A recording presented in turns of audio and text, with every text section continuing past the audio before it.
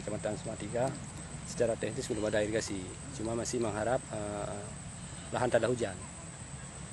Cuma ada beberapa desa yang berbentuk pompanisasi, tapi untuk kampung kami belum ada apa-apa. Sampai sana ini belum ada apa-apa. Ya. Terus dengan tidak adanya irigasi ini ketika musim kemarau itu akan berdampak gagal nggak Bang terhadap produktivitas? Jika memang kemarau itu terlalu lama bisa jadi gagal. Kami semoga bisalah menikmati irigasi ataupun saluran air yang ada dari kampung tetangga bisa dihadirkan ke desa Kampung Ladang. Gunanya Bang? Gunanya ya untuk kelancaran masyarakat dalam bertani. Jadi tidak lagi harus 100% mengharap dari tidak ada hujan.